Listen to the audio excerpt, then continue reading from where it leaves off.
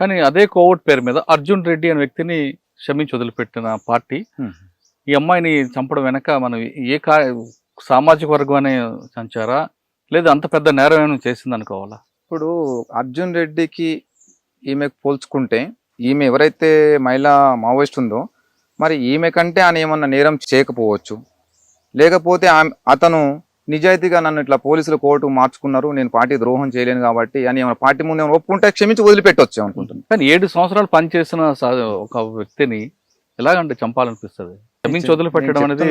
మిత్రుడు గణేష్ అన్న, ఎవరో ఏఓబి కార్యదర్శి గణేష్, నేను అదే మిత్రుని చెప్తున్నా, అట్లా చంపడం వల్ల ఉన్న ఉనికి కోల్పోవడం, ప్రజలలో ఉన్న సానుభూతి కోల్పోవడమే దారి తీస్తుంది. ఇక మనం మీ చరిత్ర కొంచెం చూద్దాం.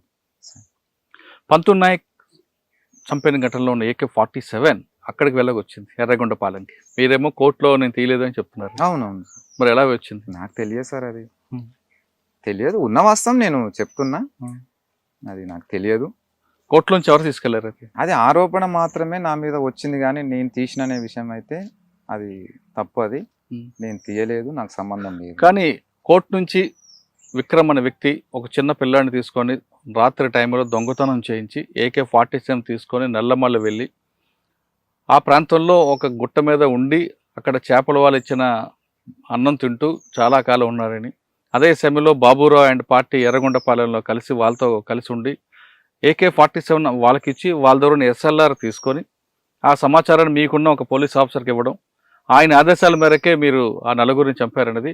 అట్లాంటిది ఏం లేదు సార్. ఎంత ఏంటంటే కట్టు కథలు ఇవన్నీ. ఒక్క విషయం చెప్తా, ఇవన్నీ కూడా సార్, ఇగో జనాలు కూడా చెడుని ఎక్కువ ప్రచారం చేస్తారు కానీ మంచిది ఎక్కువ ప్రచారం చేయరు.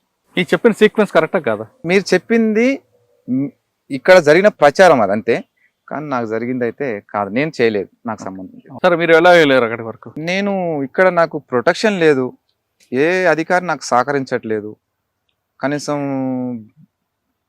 బతకడానికి కూడా ఆధారం లేని పరిస్థితి నాది. కాబట్టి కనీసం కేసుని కూడా వాదించుకునేంత స్తోమత కూడా నాకు లేదు. ఇక ఆ టైంలో నేనేం చేసిన, ఇక ఈ సమాజంలో మనం బతికే కన్నా విప్లవోద్యమం పోయి పోరాడి చనిపోతే బెస్ట్ అనుకొని పోయినాను, వెళ్ళిపోయారు. కానీ మీరు ఒకరోజు ఉదయం మీ గ్రామంలో వ్యవసాయం చేసుకున్న సమయంలో మీకోసం హోంగార్డ్ వచ్చారు, ఒక SI పంపించారు రమ్మన్నారని. హోంగార్డ్ చూసిన వెంటనే మీరు అదే రోడ్లో అడవిలోకి పారిపోయి హోంగార్డ్ అయితే నేను ఊర్లో వ్యవసాయం చేసుకుంటానే, నేను ఊర్లో ఉన్న టైంలో వచ్చారు. అక్కడ నుంచి మీరు అడవిలోకి పారిపోయి వెళ్ళిపోయారు. అయితే నేనేం అప్పుడేం పారిపోలేదు, నేను ఇంటి దగ్గర ఉన్నా. ఇద్దరు హోంగార్డ్స్ వచ్చారు, వాళ్ళంతా మాజీలే. వచ్చి మా భార్య సాయంత్రం 4 o'clock ఇల్లు ఊకుతుంది, నేను అప్పుడు పొలం దగ్గర ఉన్నా, ట్రాక్టర్తోని అక్కడ పొలం దున్నించుకుంటా ఉన్నా. మా భార్యని అడిగిపోయారు వాళ్ళంతే. అడిగిపోయిన తర్వాత లేడు, పొలంకి పోయిండు అని చెప్పారు. నేను సరే, వాళ్ళు కూడా వెళ్ళిపోయారు. వెళ్ళిపోయిన తర్వాత మళ్ళీ ఇంటికి వచ్చినాక ఇట్లా చెప్పారు అనమాట, వచ్చిర్రు ఇట్లా అడిగిరు అని చెప్తే, సరేలే ఇప్పుడు అప్పుడప్పుడు వస్తుంటారు కదా, వచ్చినప్పుడు కలవడానికి వచ్చిరేమో అనుకున్నా. అయితే మళ్ళీ 1 గంట తర్వాత రమేష్ కోత్వాల్ అనే CI అమరాబాద్, అతను జీప్ తీసుకొని ఫస్ట్ మా గ్రామానికి ఎంటర్ అయ్యిండు. ఎవరైతే హోంగార్డు మా ఇంటికి వచ్చిపోయారో అతను నాకు కాల్ చేసిండు, తమ్ముడు నేను CI సార్ మిమ్మల్ని కలవడానికి వస్తున్నాడు, ఊరు బయటికి రండి, నేను బైక్ మీద వస్తున్నా అని చెప్పిండు. అంటే నాతోనేం పని సార్, కానీ అంటే ఎప్పుడు కూడా నేను ఎప్పుడు కలవలేదు, మాట్లాడలేదు, నాతోనేం పని అన్నా, ఏదో పని ఉంది మాట్లాడటానికి రమ్మంటున్నాను. 7 అవుతుంది టైం.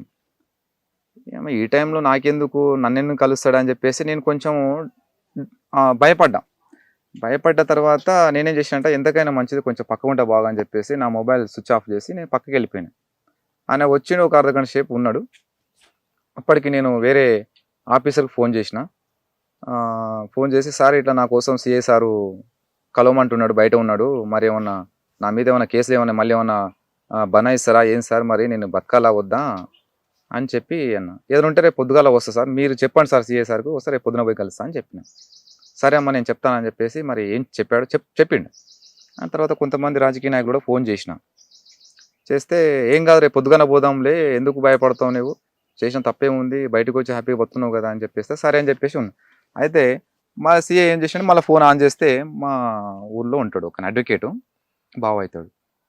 అతను ఏం చెప్పినంటే, మమ్మర్ది ఇట్లా సారు మా ఇంటి దగ్గర కూర్చున్నాడు, వచ్చే ఇంటికి చాలాసేపు అయింది వెయిట్ చేస్తున్నాడు అంటే, చూడండి బావ, సార్తో నాకు ఆయనకేం పని లేదు, నాకు ఆయనతో ఏం అవసరం లేదు, నాకు నేను ఏదంటే పై ఆఫీసర్లతో మాట్లాడుకుంటా, ఆయన ఎందుకు వచ్చిండు నాకు సమాధానం చెప్పమని చెప్పిన.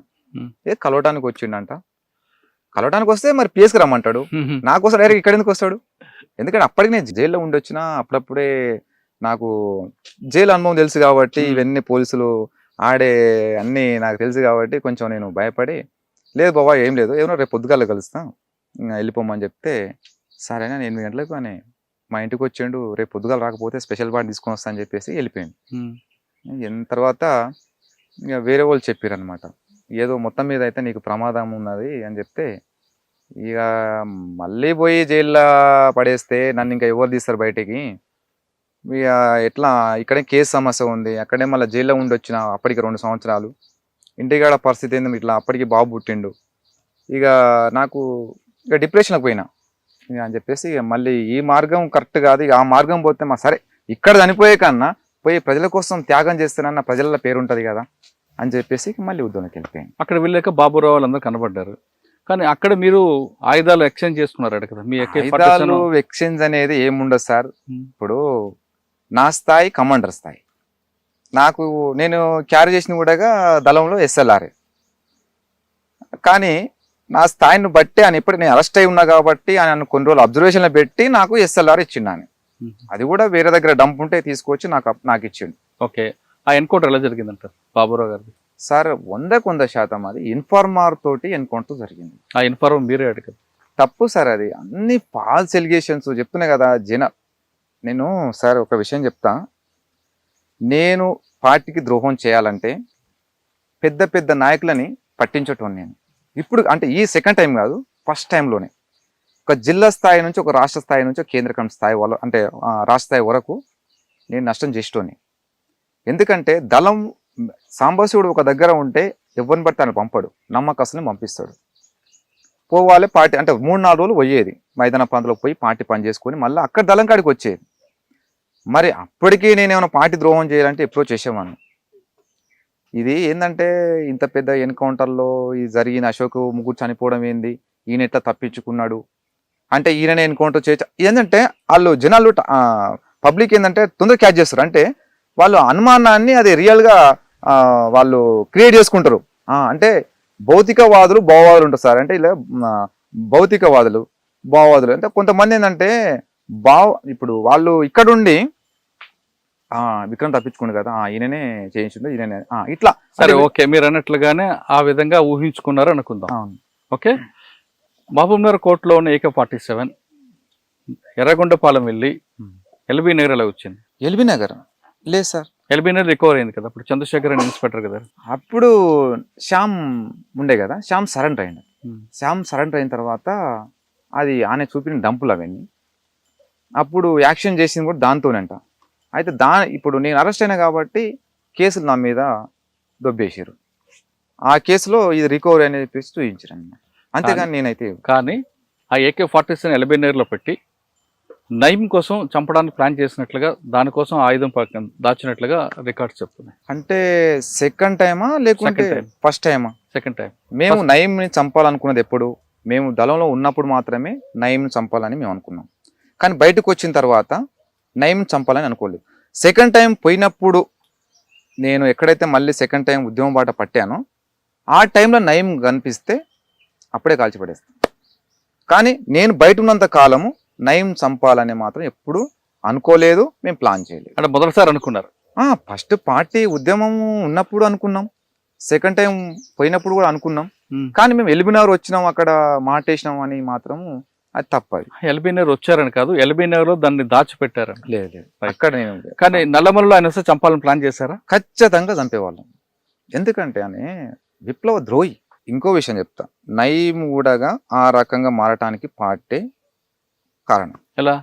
అప్పుడు అనే చెంచల ముషరాబాద్ జైల్లో నయీం ఉన్నప్పుడు నయీంతో పాటుగా పటేల్ సుధాకర్ రెడ్డి, శాఖమూరి అప్పారావు వీళ్ళందరూ కూడా కమ్యూని ఉండేవాళ్ళు.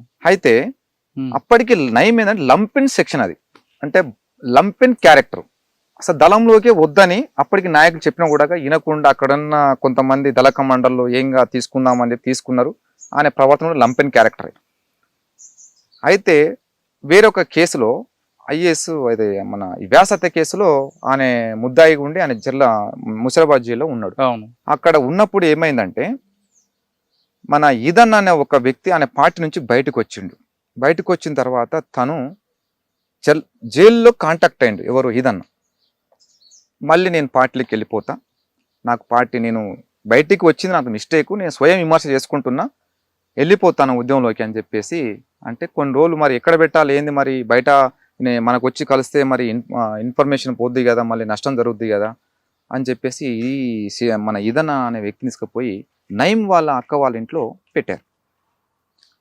నయీం వాళ్ళ అక్క ఇంట్లో పెట్టిన తర్వాత ఇంకో ఈదన్న చాలా డిగ్నిటీ పర్సన్, ఆయన సిన్సియర్ మనిషి అని ఉద్యమంలో 10 సంవత్సరాలు ఉన్నాడంట, నాకు తెలియదు, ఈ స్టోరీ నాకు తెలుసు. అయితే ఉన్న తర్వాత ఏమైంది, ఆయన ఏ రోజు కూడా ఏ మహిళల పట్ల ఇలాంటి తప్పు పని చేయలేదు. ఆయనతో పాటు చేసిన వాళ్ళు రిపోర్ట్ అది. అయితే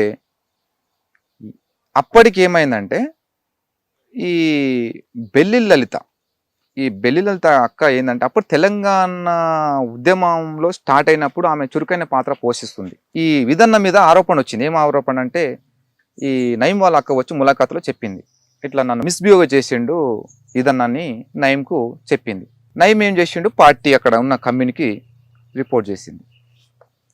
నయీం పార్టీ చెప్తే మరి ఇదన్న అట్లాంటి వ్యక్తి అయితే కాదు, ఆయన చేయడు కదా, ఇది తప్పు అనే విషయము ఒకసారి మనం క్రాస్ చెక్ చేసుకుందాం, ఒకసారి చేసుకున్న తర్వాత మనం ఏదైనా దూరం పెడదామని చెప్పేసి అక్కడ పార్టీ నిర్ణయం తీసుకుంది, జైలు కమిటీ. అయితే ఈయన ఏమి అసంతృప్తిగా ఉంటుండు వీళ్ళతోటి.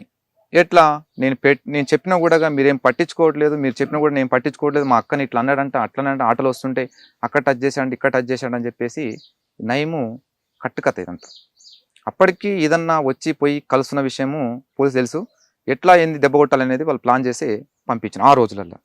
తర్వాత ఏమైంది, ఇక పార్టీ మరి ఎట్లయినా తెలియదు, ఈయన జైల్లో ఉన్నప్పుడే బెల్లెల తక్కని అలీముద్దీన్ చంపేశాడు. చంపిన తర్వాత అప్పుడు నయీంని పక్క పెట్టింది పార్టీ. పక్క పెట్టిన తర్వాత మరి ఆ సమస్య రాకపోతుండే, ఇదన్న విషయం అప్పుడే ఏదో సాల్వ్ చేసి ఉంటే అక్కడికి అయిపోయేది.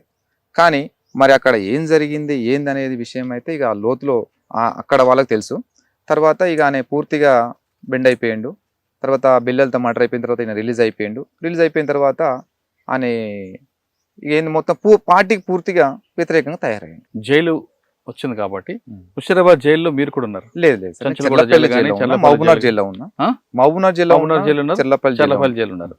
ఈ 2 జైల్లో మీ జైలు జీవితం ఎలా గడిచేదండి? సార్, మహబూబ్నగర్ జైల్లో నేను రిమాండ్ ఖైదీగా ఉన్నా.